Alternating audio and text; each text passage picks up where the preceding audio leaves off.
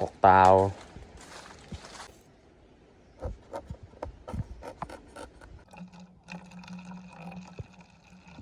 แองไว้ตัวนี้เฮาสิเฮ็ดกินนี่แต่ดาวไข่เยี่ยว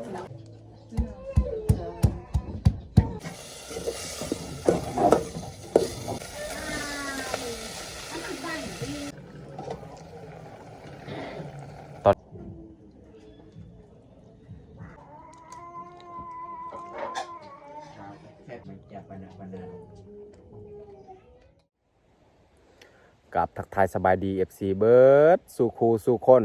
ยินดีต้อนรับเข้าสู่ซองเบายูบสำหรับตอนแรกวันนี้คอยกาขึ้นปัดยอดตาวเนื่องจากว่าพ่อนี่บ่สบายและพ่อนี่ก็บ่สบาย2-3 มื้อแล้ววันนี้คอยกาเลยได้ขึ้นไปปาดน้ำตาวอีกโอเคแต่ทุกคนสามารถติดตามวิธีการปาดยอดตาวของเฮาใน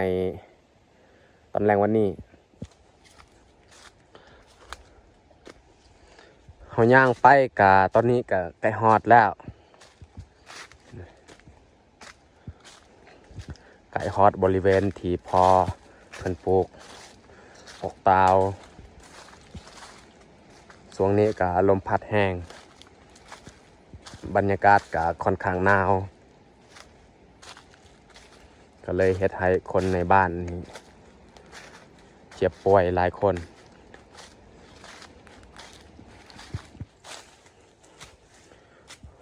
ตอนนี้กะฮอดแล้ว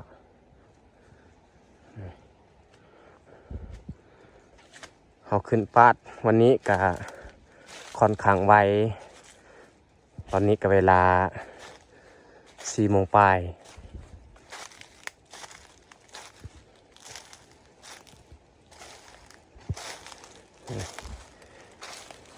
มีดพ่อกับปะไว้อยู่นี่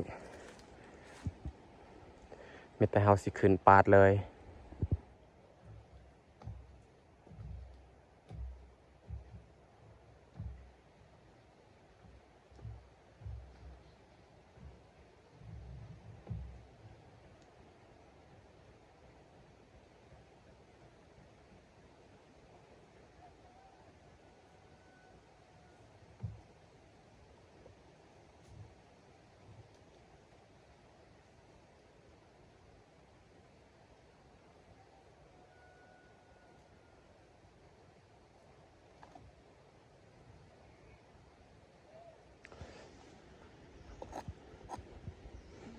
แต่เขาเริ่มปาดเลย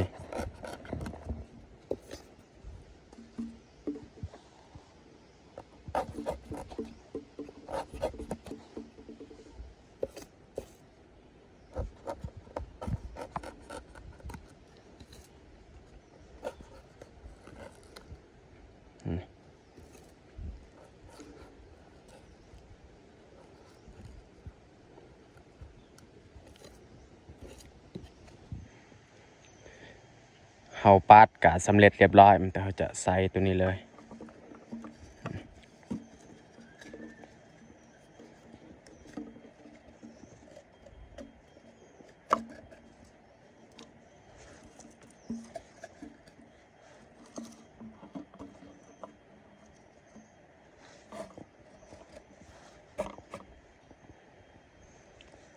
เขาบีบไว้ตัวนี้เพื่อบ่ให้น้ำมันไหลออก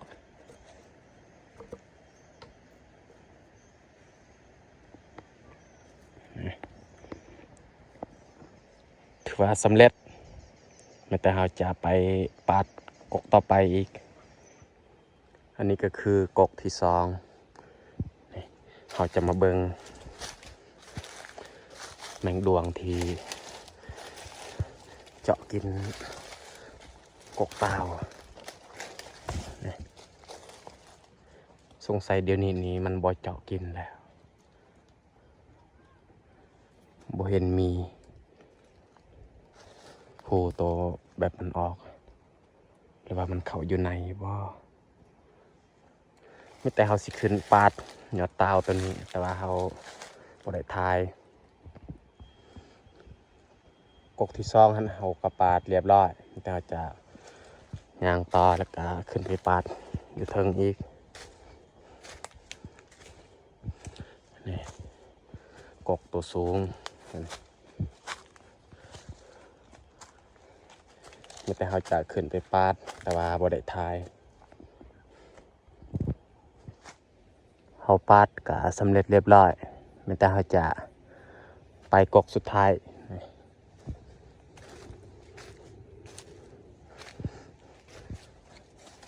น้ำนี่เขาจะบ่เอาแต่ว่ากกตัวนี้นี่เขาหายใส่กระตุกตัวนี้แหละขวาพอนี่ว่าอยากกินไม่แต่เขาสิขึ้นไปหายใส่กับปุกตัวนี้เลย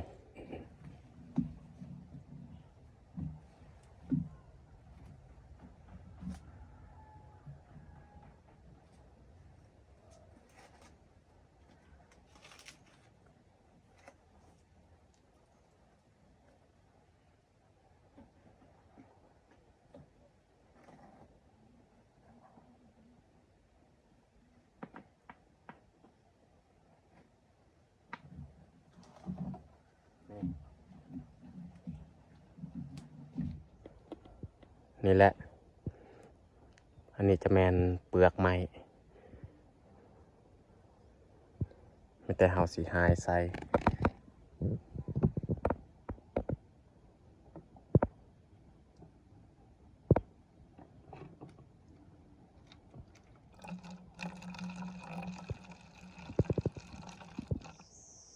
เฮาหายใส่กระตุกก็ได้แต่สำนี้แหละบ่เต็มถ้าว่าเขาเอากกอยู่ลุ่มนี่มันเลืออีกแต่ว่าเขาบ่เอาสำนี้ก็พอกินแล้วพอกินผู้เดียวกินบ่เบิดแต่เขาสิขึ้นไปปาดเลย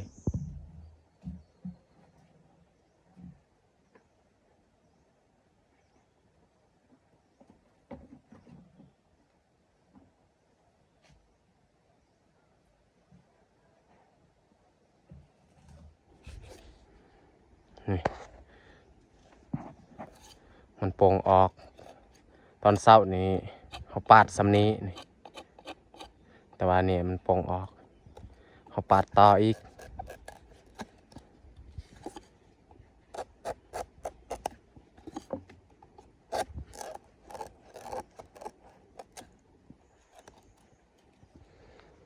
คือว่าสำเร็จเขาปาดไม่แต่เขาจะใส่ตัวนี้เลย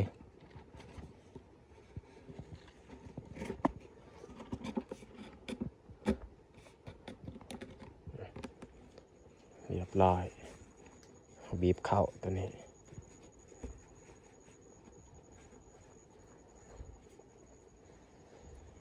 สำเร็จมีแต่เฮาสีย่างเมื่อบ้านแล้วก็เฮ็ดกินอยู่บ้านเลยตอนนี้นี่เฮาย่างเมื่อก็ฮอดบ้านแล้วมีแต่เฮาจะมาเฮ็ดของกินเลยเขานี่แม่นึ่งไว้เรียบร้อยมีแต่เฮาจะมาเฮ็ดของกินสำหรับอาหารแรงที่เขาจะมาเฮ็ดก็คือนี่ซีนหมูที่เขาซื้อมาแต่บ้านตะนึงอันนี้ก็แมนซีนหมูบ้านแล้วก็มาคั่วกับหมักบวบไม่แต่เขาสิล้างแล้วก็ซอยเลยซีนก่อนเขาสิล้างนี่เขาก็แบ่งไว้ตัวนี้เขาสิเฮ็ดกินนี่แต่2 ตอนนี่แหละตัวนี้นี่จงไว้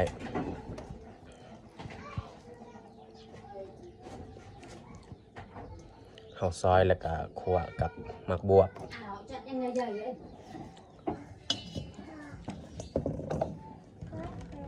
เขาจะล้างบอลเดียวเลย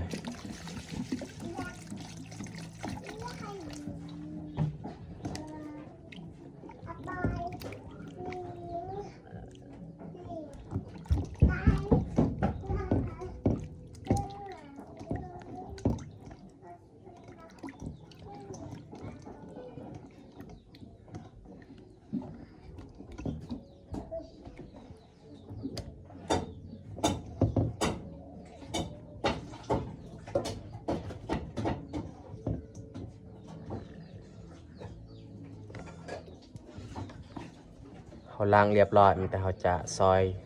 ซีนก่อน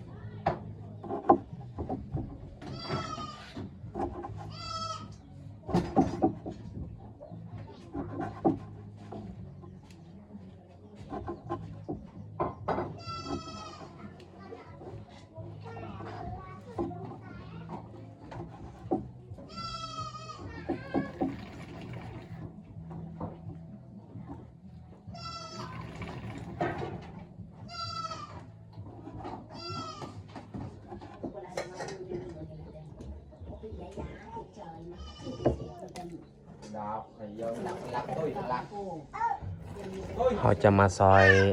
หมักบวบอีก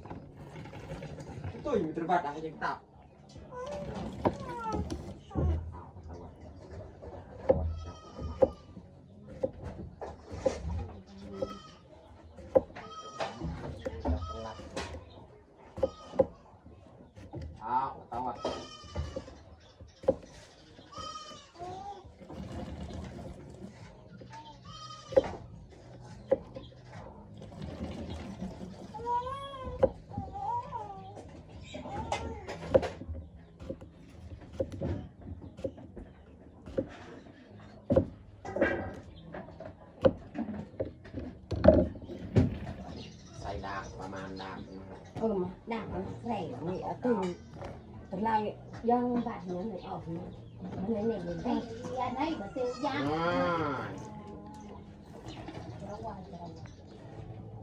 เขาซอยซีนของเขากะสำเร็จเรียบร้อยหมักบวบกะสำเร็จแต่เขาจะ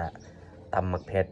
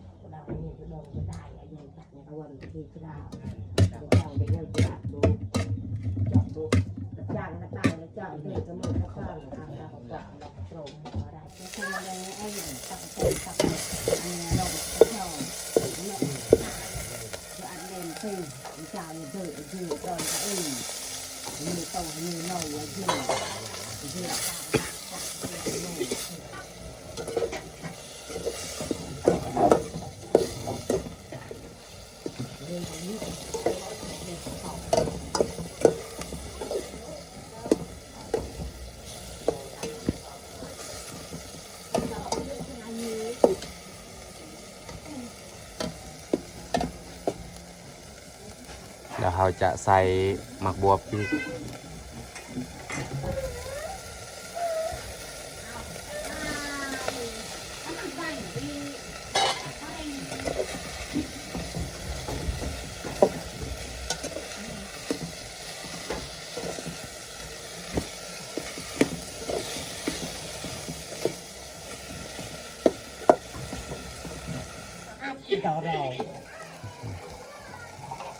เขาจะเติมน้ำใส่อีกเพื่อบ่ให้มันไหม้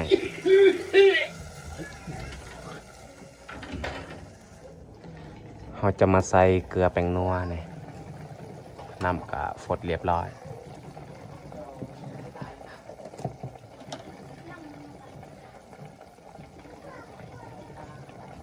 เขาใส่แป้งนัวก่อน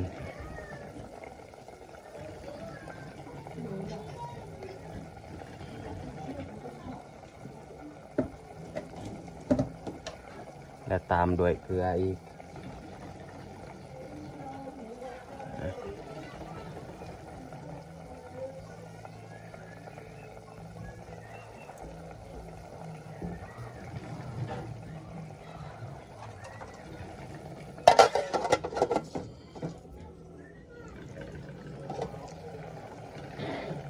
ตอนนี้กาสุกเรียบร้อยแต่เราจะ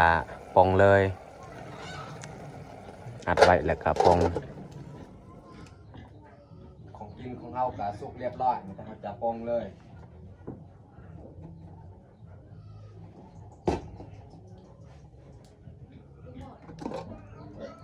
นี่แต่เราจะตักใส่ถ้วยเลย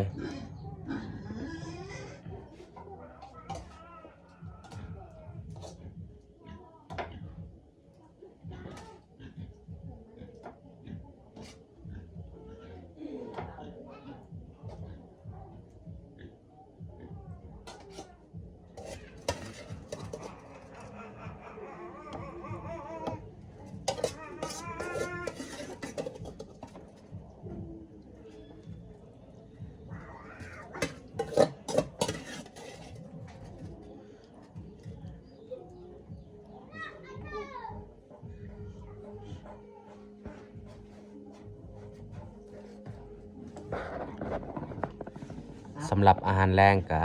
เบิดแต่สำนี้แหละสีนหมูนี่6 ขวดแล้วก็ใส่หมักบวบอันนี้แมนสีนไก่ตอนเพลนนี่แหละหรือว่าตอนเที่ยงสำหรับอาหารแรงมื้อนี้ก็2 เมนูมันแต่เฮาสิจัดบอลกินข้าวเลยตอนนี้เขาจัดพักข้าวกาสำเร็จเรียบร้อยสำหรับตอนแรงวันนี้เขากากินข้าวแต่2 คนพ่อนี่กาบ่สบายบ่อยากกินข้าวให้ยับกับอาเตื้อยกาบ่อยู่บ้านเข้าป่าก็เลยกินข้าวแต่2 คนเอามาทุกคนมากินข้าวแรงนำกัน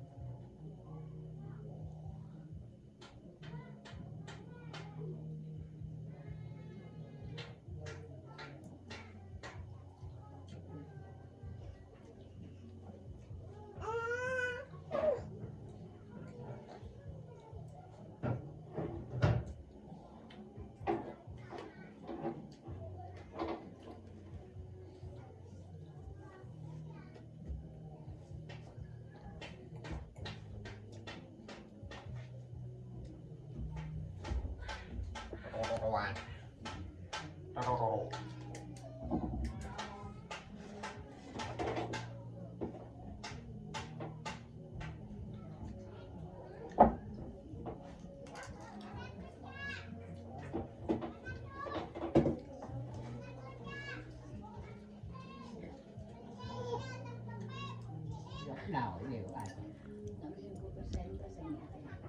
luli ăn luli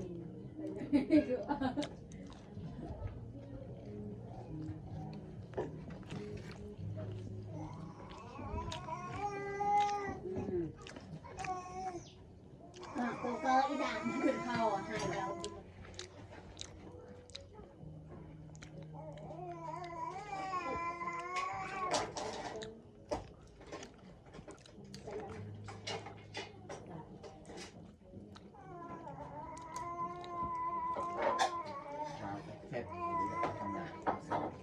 lì học cả đây